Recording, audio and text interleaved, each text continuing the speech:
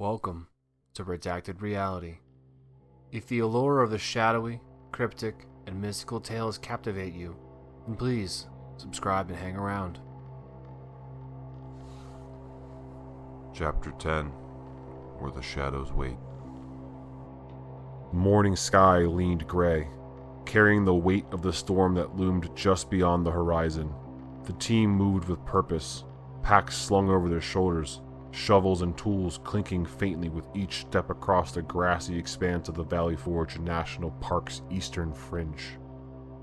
The untouched areas stretched before them like a forgotten relic, overgrown and wild where history and nature had remained undisturbed for decades.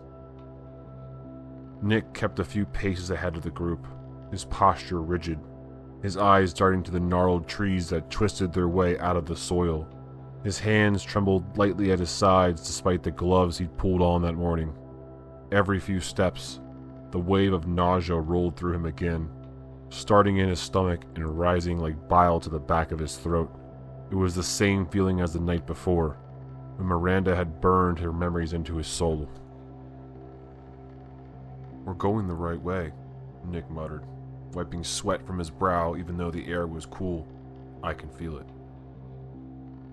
Lily called up to him, her face a mixture of concern and focus. "Nick, are you sure about this? You're pushing pretty hard." She glanced at the pallor of his skin and added, "You look like you haven't had a break since we started this." "I'm fine," Nick cut her off sharply, his voice brittle. He didn't meet her gaze, his eyes instead fixed on an ancient oak ahead, its roots weaving into the earth like skeletal fingers. "The trail. It's here. I know it is." Marcus, trailing behind, hacked at a cluster of thorn-covered vines with his machete, his expression skeptical. "Look, man, I get that your spooky connection is leading us, but this whole I feel it in my gut thing is not exactly solid ground to walk on." "Then feel free to head back," Sarah shot back, not even turning to look at him as she adjusted the straps of her backpack. "We have a job to do, whether you think it's worth it or not." "Enough," Lily said sharply, casting the group a no-nonsense glare. "We don't have time for this. Focus, all of you." The silence that followed was thick with tension, broken only by the rustle of branches as the team forged ahead. Nick continued to lead, his breaths uneven as the sensations pulled him forward grew stronger and more punishing. When they veered off course, the sickening unease retreated to the edges of his awareness, but whenever they were on the right path, the nausea surged, wringing his insides like an iron fist. "This way," Nick murmured suddenly, picking up his pace. The others quickened their steps, following his lead through the brambles and uneven terrain. He stopped abruptly at the mouth of a forgotten trail, overgrown but visible, its narrow path flanked by jagged rocks and towering old-growth trees.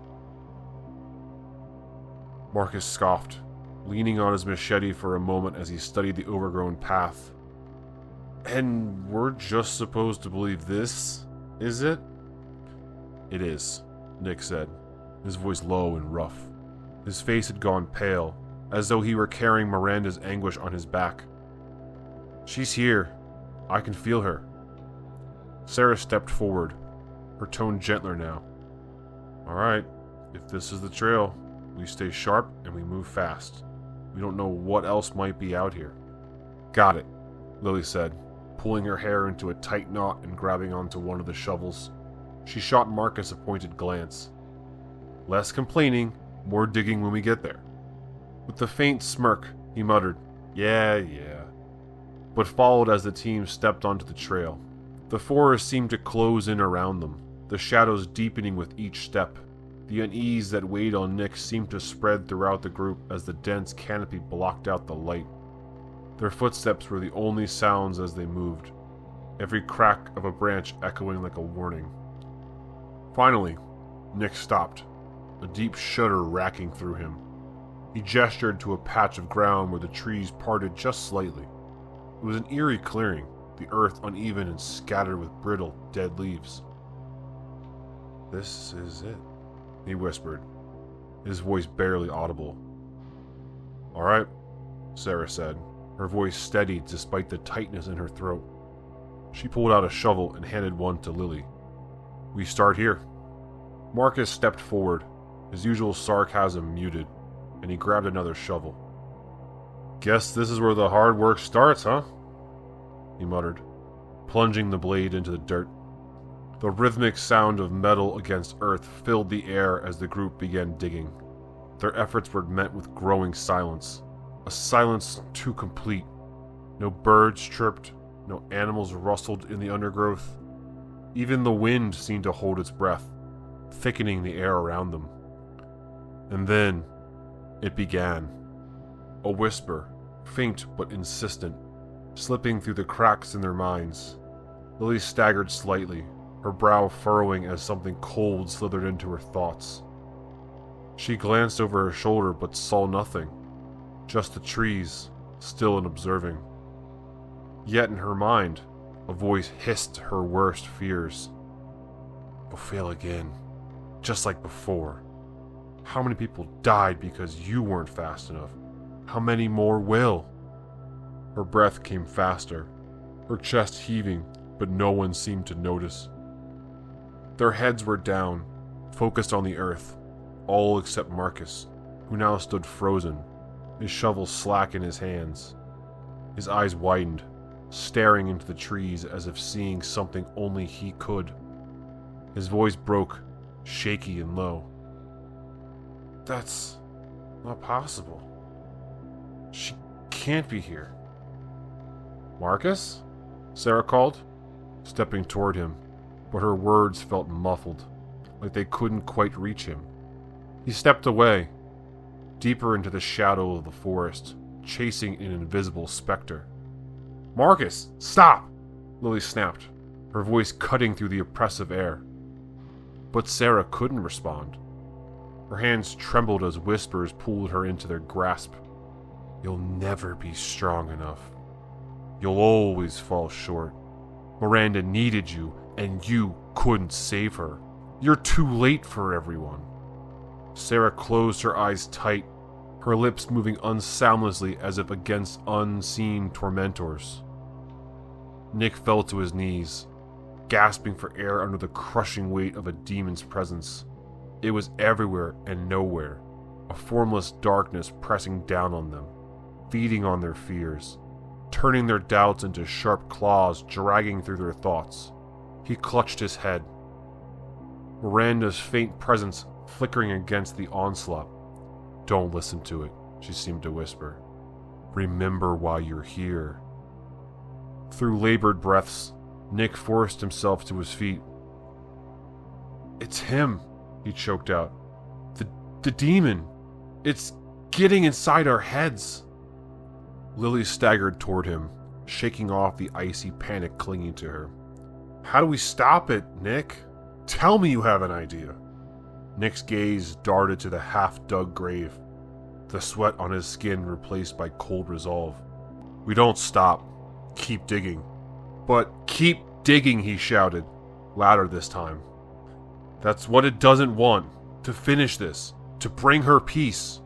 His voice wavered, his body trembling, but somehow he stood his ground. The whispers surged stronger, nearly drowning him, but Nick planted his feet, his resolve unbroken despite the collapse threatening inside him. It wasn't just about Miranda. It was about all of them fighting through their fears and finding the strength to finish what they started.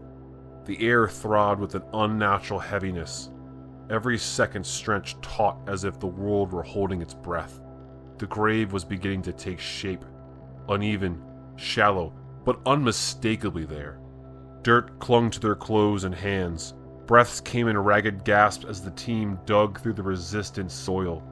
Yet the deeper they went, the stronger the demon's presence seemed to grow, like a noose cinching tighter with every shovelful of earth they unearthed. Lily shoved her shovel into the dirt, her grip like steel despite the fine tremor running through her arms. She didn't dare pause. To stop was to listen, and if she fell back into her own thoughts, the whispers would return. The taunts of her past failures, the faces of those she couldn't save. Her chest felt tight, the phantom echoes of a long-forgotten radio call pounding in her ear.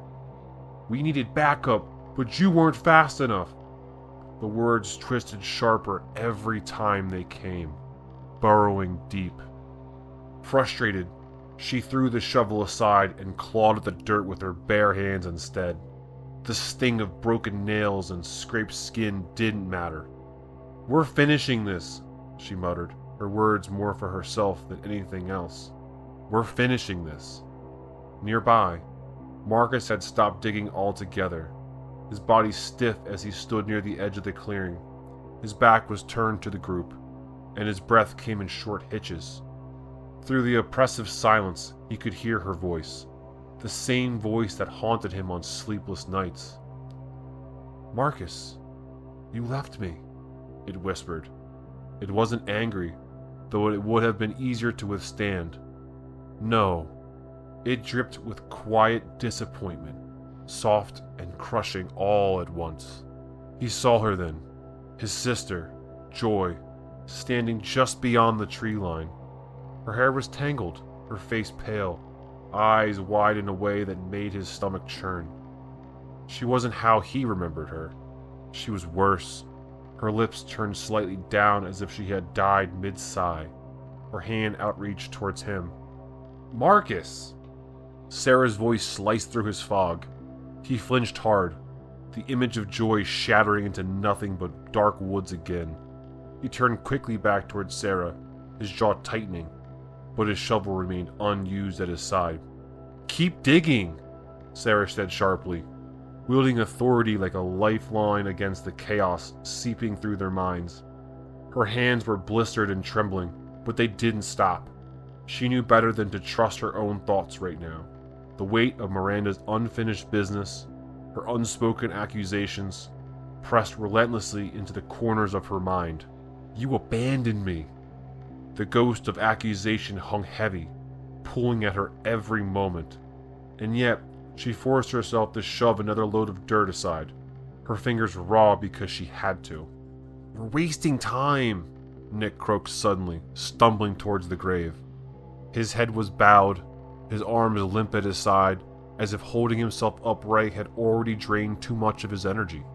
Sweat rolled down his face despite the icy air. The demon's whispers had turned crueler with every passing moment. His mind had long since stopped being his own battle, Miranda's blame crashing down like sharp waves onto sand. "You swore you'd help me," her voice cried. "But you can't save me now. You haven't saved anyone. Not her, not yourself." They're right," Nick muttered aloud. It's not enough. I'll never..." "Nick, no!" Lily snapped sharply, grabbing his elbow and shaking him hard enough to force his attention back. "That's not you talking. That's not real." Nick's gaze flickered to hers, cloudy and unfocused. But the anger in her expression, the fierce resolve she poured into those words, brought a flicker of clarity. "You're not done yet. None of us are done yet." Her voice was hoarse, but firm. Slowly, she released his arm, watching as some steel returned to his posture. Nearby, Marcus shook himself, startled by the cold edge in Lily's voice. "She's right," he muttered, almost to himself. He hefted his shovel once more, though his hands still trembled. "We keep going." The demon was no longer silent. A deep, resonant vibration echoed through the clearing, sinking into the earth and surging through their bones. It was laughter, grotesque and formless. The thick air around them seemed to tighten further, compressing their fears until they felt ready to split from the pressure. "Do you feel that?" Lily whispered as she brushed more dirt away with ragged fingers. "It's like it knows something we don't."